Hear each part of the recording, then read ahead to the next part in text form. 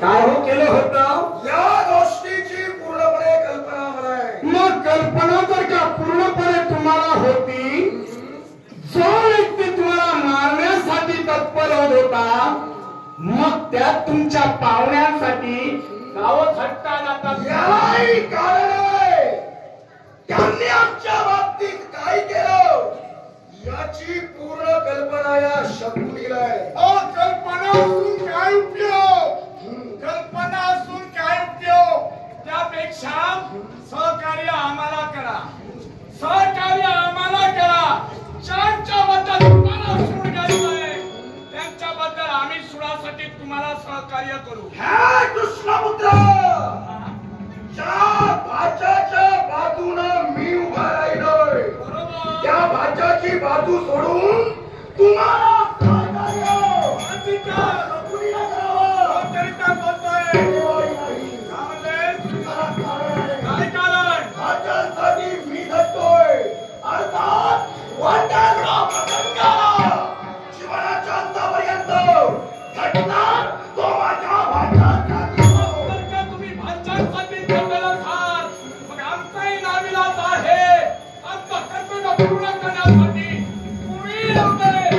प्रत्येकाला बकेला व्यतिरिक्त माघारी जाणारच नाहीये. प्रतिकाराच्या उद्देशानं सकाळ शकुनी समोर तुम्ही उभे ठाकला तर तुम्हाला प्रतिकार करण्यासाठी काही कवी माझ्या समोर आहे. सर्वस्वी तुमच्या सानिध्याला आहे. अश्वाच्या रक्षणाचं माझे माझे उदात्त कर्तव्य. मग तुला प्रतिकार करण्यासाठी कोण रे भाच्या?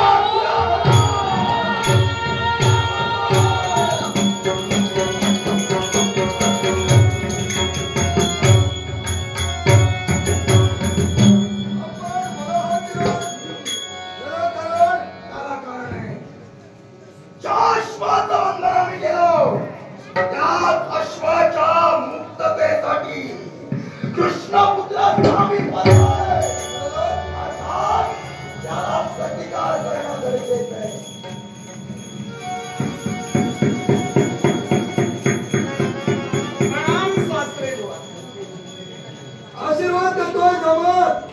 समाधान वाटलं आपल्या आशीर्वादानं. पण एक सांगू तुम्हाला, आज जमाज म्हणून तुम्ही मला संबोधलात ना, खरोखरच माझं ऊर भरून आलंय. स्वाभिमान वाटू लागला आपल्याबद्दल. आम्ही लाजारा का होईना हा, पण आम्ही आमची कन्या तुला दिली हा. तेव्हा समाज म्हणून हाक मारायला आम्हाला कमीपणा वाटत नाही. अहो, तुम्हाला जर का कमीपणा वाटत नसेल, मग तुम्हाला सासरे म्हणायला आम्हाला तरी कमीपणा कुठं वाटतं? शाबास. मग हा. या सासऱ्यासमोर जमाल मारायलाय आणि कशासाठी? याला कारण तुमचे तुम्ही आहात. आम्ही हो, बरोबर आहे. आम्हाला तर वैमनस्य नकोच आहे. आणि याच्या पुढे आम्ही तुमच्या समोर उभे राहू नये असं जर का तुम्हाला वाटत असेल, माझ्या एका प्रश्नाचं उत्तर द्या. असा कोणता प्रश्न? अश्ववाहिवान कुणी केला? आम्हीच केलाय. तुम्ही केलात? तुम्ही एकट्यानं केला की सहकार्य घेऊन केलात? साम्राट तुझ्या नेत्रासमोर जेवढे वीर दिसतात ना, हा. हे वीर अश्वाच्या रक्षणार्थ इथं उभे आहेत. अर्थात प्रत्येकाचा अश्व बंधन करण्यामागे हस्तक्षेप आहे. म्हणजे प्रत्येकाचं सहकार्य आहे. म्हणजे तुम्ही ते मला मिळालात ना, इतरांजवळ जाण्याची गरजच नाही. पण निर्माण झालेला प्रश्न हा तुमच्या समोरच स्थिर होईल. म्हणजे प्रश्न इथं सुटला. हो, सुटणार नाही. एवढा आत्मविश्वास तुला आहे? विश्वास आहे. तो कसा आहे? एकच मला एक सांगा, ज्यांचं तुम्ही अश्वबंधन केलात, यजमानपद कुणाचं हो? द्वारकाधीश बलराम दादा. द्वारकाधीश बलराम दादा हे नात्यानं तुमचे कोण? आमचे गुरुदेव आहेत. गुरुदेव. मग याच्या पुढं गुरु शिष्य संग्राम हा बंद व्हायला हवा. गुरु शिष्य तुमचा संग्राम बंद व्हायला हवा. आणि तो बंद झाल्यानंतर तुम्ही या जमाताला सहकार्य करा. एक गोष्ट लक्षात ठेव. काय? अरे जेव्हा गुरु आणि शिष्य यांचा संग्राम सुरू होतो ना तेव्हाच लोक पाहण्यासाठी उत्तुंग अशी गर्दी करतात. याला कारण काय असेल तर ज्या गुरुनं शिष्य घडविलं तो शिष्य सवाई की गुरु सवाई हे प्रत्येकाला पाहण्याची आतुरता असते. पण प्रत्येक जण पाहतील आणि निघून जातील, पण वैमनस्य मात्र पाहुण्यातच राहील हे जरा विसरू नका. गुरु आणि शिष्य बाजूला राहतील. तू म्हणतोय वैरत्व पाहुण्यात राहणार आहे. पाहुण्याने पाहुण्यांना सहाय्य करावं हे आम्हालाही कळतं. मग सहकार्य करा. मग मला सांग पाहुण्यांच्या घरी जर का एखादा कार्यक्रम असेल एखादं शुभ कार्य असेल तर पाहुण्याने पाहुण्याला निमंत्रण द्यायचं असतं. मग तुमचं निमंत्रण का आलं नाही? अश्वमेघ जिथं करायचा असतो ना तिथं कुणाला निमंत्रण दिली जात नसतात. आणि जर ते निमंत्रण दिली असती तर तुम्ही आम्हाला सहकार्य केलं असतात. मला सांग अश्वाच्या मस्तकावर पत्रिका अश्वाच्या मस्तकी पत्रिका वाचून आम्ही अश्वबंधन केलं केलात ना. तू काय म्हणालास? हा आम्ही जर तुम्हाला निमंत्रण दिलं असतं तर तुम्ही सहकार्य केलं असतं का? मग ऐक, अरे एखाद्या पाहुण्याच्या घरी शुभ कार्याचं निमंत्रण ज्यावेळी पोचतो त्यावेळी तो पाहुणा त्याच्या शुभ कार्यात स्वतः सहभागी होतो. शुभ कार्यात जरूर तुम्ही सहभागी होणार होतात. मग अश्वाच्या मस्तकावर असणारी पत्रिका ही वाचल्यानंतर तुम्ही आम्हाला हाती हात देऊ शकला असतात. मला सांग साहेब, बोला. त्या पत्रिकेचा मजकूर काय होता हे तुला ज्ञान आहे? म्हणूनच तुम्हाला विचारतोय ना. मग मी अश्वाची पत्रिकाच्या अश्वबंधन केला म्हणजे अश्वाच्या मस्तकावर असणारी पत्रिका तुम्ही वाचलात ना. मग ती वाचलात म्हणून तुम्ही अश्वबंधन केलात. मग जर का तुम्हाला निमंत्रण देऊन हा मजकूर जर का अश्वाच्या मस्तकी आम्ही चढविला असता निमंत्रण का सहाय्यानं तर तुम्ही स्वस्त मनानं ते पाहिलं असतात का? अरे त्या पत्रिकेत वीर जातीला दूषणा दिली गेली. बरोबर.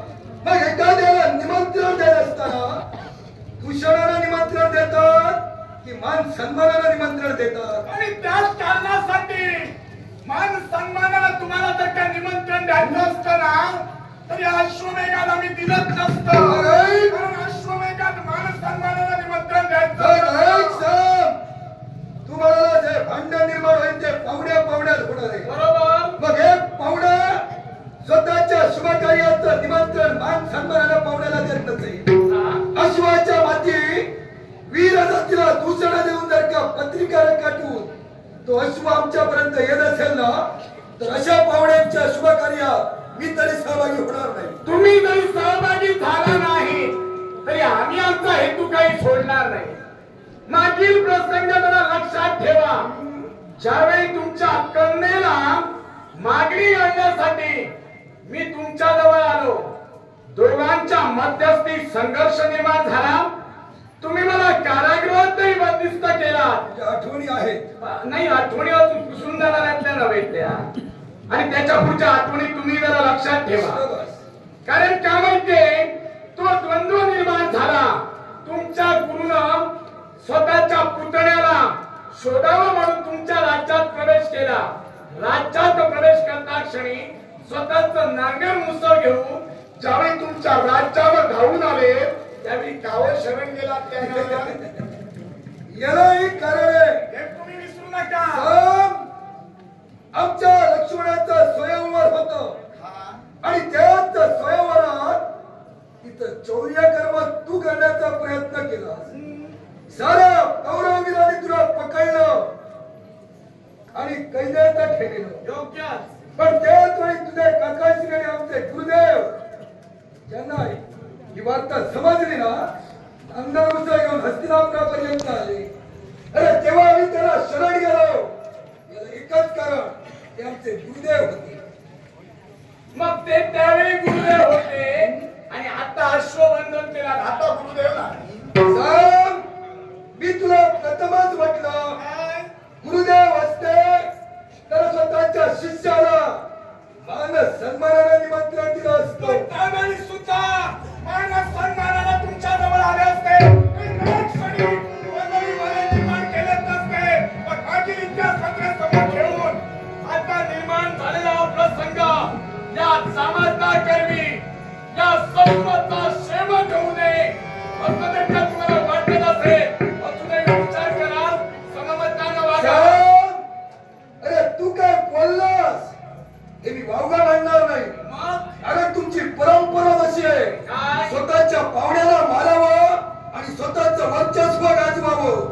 तेव्हा एक गोष्ट लक्षात ठेव, इथं सासऱ्याला मारण्याच्या गोष्टी करतो, पण असे तुला कासऱ्या खाली ना आयुष्याला लक्षात ठेव. पण तुम्ही या जमात्याला मारू शकत नाही. कारण का माहितीये, कुठलाही बाप स्वतःच्या कन्येच्या मस्तकावरील मळवट फसू शकत नाही. आणि भारतासाठी त्या सामर्थ्य तुम्हाला हवं आहे. मगापासूनच्या तुझ्या उड्या चालू आहे की आम्ही आमच्या कन्याच्या मस्तकावर असताना मळवट पुसू शकत नाही. बरोबर आहे. पण एक गोष्ट लक्षात ठेव, वीराला मारल्यानंतरच विजय संपादन होतो असं नव्हे. अरे दुसऱ्यावर विजय संपादन करण्याचे बरेच प्रकार आहेत. बरेच प्रकार जरी असले आणि त्या प्रकारातील एकाही प्रकाराला तुम्हाला सहकार्य आता करून देणार